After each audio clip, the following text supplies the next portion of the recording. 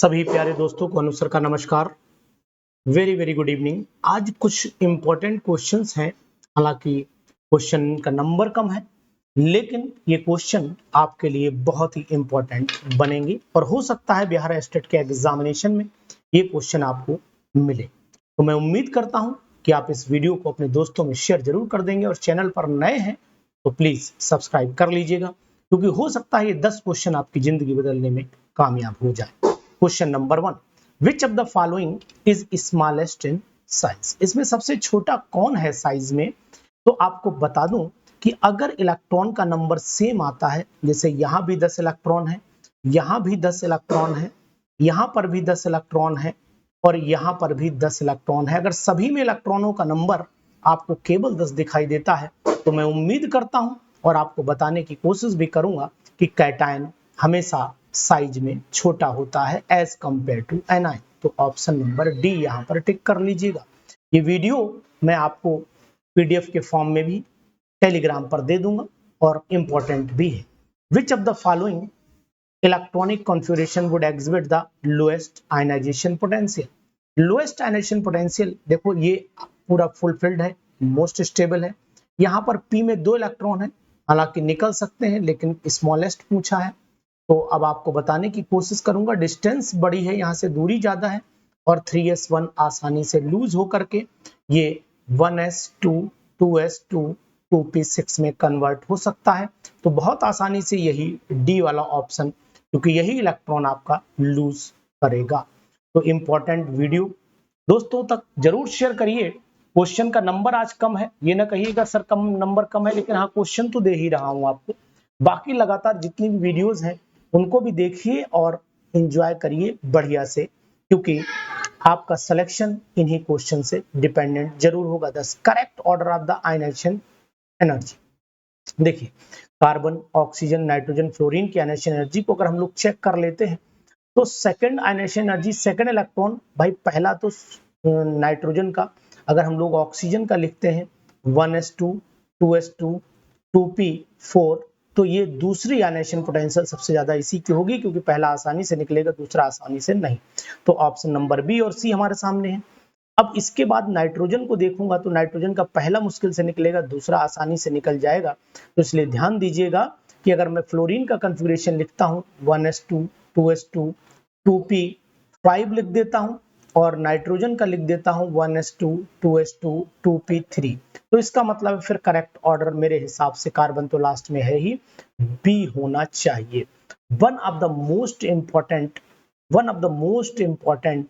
Part of this question, बहुत ही अच्छा question है ये, और मैं आपको उम्मीद भी करता हूं कि यही क्वेश्चन एग्जाम में आपको मदद भी कर सकता है। मदद करेगा, डेफिनेटली मदद करेगा, क्योंकि ये जवाब आपका एकदम सटीक जवाब है। ठीक है, ध्यान दीजिएगा। इसके बाद चल लीजिएगा कि लेकिन एक चीज और ध्यान दो, हम आपको एक चीज और बताएं, देख लेते हैं इस क्वेश्चन पर। एक चीज और भी है कि अगर नाइट्रोजन को हम यहाँ लाते हैं तो पहला मुश्किल से निकला 2p2 हो जाएगा, और यहाँ पर अगर एक इलेक्ट्रॉन में देखूं तो साइज में भी तो डिफरेंस आएगा। साइज फ्लोरीन का छोटा होगा एज कंपेयर टू नाइट्रोजन, तो यहाँ से पी में नंबर बढ़ रहा है, तो आंसर फिर वेरी कर सकता है। रुक जाइए थोड़ा सा, यहाँ पर मैं इसको करेक्ट भी कर लेता हूँ। एक कार्बन तो लास्ट में ये फाइनल है, क्योंकि कार्बन का अगर कन्फिगरेशन लिखोगे आप तो 1s2 2s2 2p2 हो जाएगा। ठीक है, चलिए इस क्वेश्चन को एक बार और रिवाइज कर लेते हैं, क्योंकि कारण ये कि क्वेश्चन अच्छा है, इंपॉर्टेंट है, आ सकता है। तो मुझे लग रहा है कि ऑक्सीजन नंबर 1 मुझे लग क्या रहा है, बिल्कुल एग्जैक्ट है। ये 2p4 में से पहला इलेक्ट्रॉन, तो ये 100% श्योर राइट हो गया। दूसरे में अगर दूसरा इलेक्ट्रॉन निकालेंगे तो पहला तो इसका आसानी से निकलेगा, दूसरा और इजीली वे में निकलने की कोशिश इसलिए करेगा क्योंकि उसके बाद ये स्टेबिलिटी को गेन कर लेगा। एग्जैक्ट फ्लोरीन, बिल्कुल सही। तो हम बी पर नहीं जाएंगे, हम सी पर जाएंगे। हमारा जवाब यही होगा। अब फाइनल है, डन है। वेरी गुड, बहुत अच्छा question, important. For 2 mole of an ideal gas, अगर 2 मोल आइडियल गैस के लिए हम लोग कॉन्फ़िगरेशन देखते हैं तो Cb minus Cp is equal to -2R। कारण क्या है? कारण है Cp, फार्मूला आपको पता है, Cp minus Cb is equal to NR होता है। अब यहाँ पर हम लोग Cp माइनस Cb से अगर हम n की वैल्यू 2 रख देते हैं तो Cp minus C B is equal to 2r हो जाएगा। और अगर माइनस से मल्टीप्लाई करें तो ये माइनस हो, ये प्लस, ये माइनस हो जाएगा। तो यानी देख रहे हैं आप, वही फार्मूला आ गया, प्लस का सी बी है, माइनस का सी पी है और ये 2r हो गया। तो ए ऑप्शन यहाँ पर सही जाना चाहिए। ध्यान दीजिएगा, इंपॉर्टेंट क्वेश्चंस की झड़ी है। आप 10 क्वेश्चन है लेकिन इंपॉर्टेंट है। फ्लक्स क्या करता है? फ्लक्स जो है वो इम्प्योरिटीज को तो रिमूव करता ही, अनवांटेड जो इम्प्योरिटीज होती है उनको रिमूव करता है, साथ ही साथ अगर मेटल का ऑक्साइड है तो फिर सिलिका को भी रिमूव कर देगा। तो यहाँ पर ध्यान दीजिएगा, remove silica and metal oxides, दोनों को रिमूव कर देता है, क्योंकि सिलिका तो खुद ही रिएक्शन कर जाएगी तो ऑलरेडी वो रिमूव हो जाएगी। Which of the following flux is used to remove acidic impurities? के लिए बेस चाहिए, यानी कि लाइम स्टोन चाहिए। जैसे लाइम स्टोन का फार्मूला आप जानते हैं, कैल्शियम कार्बोनेट होता है, इसको गर्म कर लीजिए, कैल्शियम ऑक्साइड बनेगा, साथ में कार्बन डाइऑक्साइड। ये कैल्शियम ऑक्साइड SiO2 सिलिका है, एसिडिक इंप्योरिटी है, रिएक्शन करके CaSiO3, यानी कि दोनों मेटल ऑक्साइड भी रिमूव हुआ, सिलिका भी रिमूव हो गई। इसलिए इंपॉर्टेंट है, बहुत ज्यादा इंपॉर्टेंट है।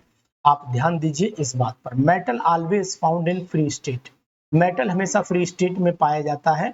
और यहाँ पर हम लोग जो है वो यहाँ सिल्वर यानी कि गोल्ड को यूज करेंगे। तो यहाँ गोल्ड लिख लिया हमने। गोल्ड लिखने के बाद विच कार्बोकैटायन इज मोस्ट स्टेबल? भाई गोल्ड क्यों लिया? गोल्ड इसलिए लिया, वो किसी से रिएक्शन नहीं करता, लीस्ट रिएक्टिव होने के नाते वो यहाँ से रिमूव नहीं होता। तो यहाँ पर मैं लिख देता हूँ लीस्ट रिएक्टिव। ठीक है, इसके बाद the carbocation is most stable, वैसे तो 3 डिग्री, लेकिन यहाँ पर ये दिया है ट्राइफिनाइल कार्बोकैटायन, तो इसका मतलब फिर मैं इसी ट्राइफिनाइल कार्बोकैटायन पर ही टिक करूंगा। यही स्टेबिलिटी ऑर्डर में सबसे ज्यादा आता है रेजोनेंस के कारण। 9th क्वेश्चन पर आइए। The acid having the highest value of pK, बहुत अच्छा क्वेश्चन, जिसकी हाईएस्ट वैल्यू पीके होती है, यानी कि pK a is inversely proportional to acidic character. ये एसिडिक कैरेक्टर के इनवर्सली प्रोपोर्शनल होता है, जबकि के डायरेक्टली प्रोपोर्शनल होता है एसिडिक नेचर के। तो यहाँ पी के जिसका ज्यादा होगा वो वीक एसिड होगा, और वीक एसिड यहाँ पर हमें एसिटिक एसिड दिखाई दे रहा है। इसके बाद चलिए विच इज क्लोरोपिक्रिन, इसमें से क्लोरोपिक्रिन कौन सी है? तो आपको बताने की कोशिश करूंगा कि क्लोरोपिक्रिन जो है वो बनती है, अगर हम क्लोरोफॉर्म ले लेते हैं CHCl3 और इसकी रिएक्शन करा देते हैं HNO3 से। तो जैसे ही HNO3 से रिएक्शन HNO3 से कराएंगे तो यहाँ पर होगा क्या कि मैंने HNO3 को ऐसे लिख दिया है, अब यहाँ पर H2O निकल जाता है, CNO2 बनेगा और Cl3 बनेंगे और साथ में निकलेगा H2। तो यहाँ पर क्लोरोपिक्रिन का जो फार्मूला होना चाहिए वो होना चाहिए C। ये 10 क्वेश्चंस, इसकी आगे भी मैं कंटिन्यू करूंगा। आज समय थोड़ा कम था इसलिए मैंने केवल 10 क्वेश्चन, जिससे कि आपकी प्रैक्टिस लगातार चलती रहे, इसी को आगे और कंटिन्यू करूंगा। वीडियो को शेयर करिएगा, सब्सक्राइब करिएगा और साथ में अपने दोस्तों तक पहुंचाइएगा। मैं कल आपको और बेस्ट क्वेश्चंस देने की कोशिश करूंगा, और इसलिए कि समय आपका यूज हो पाए इसलिए मैंने आपको ये वीडियो दी। तो please comment and subscribe. Thank you.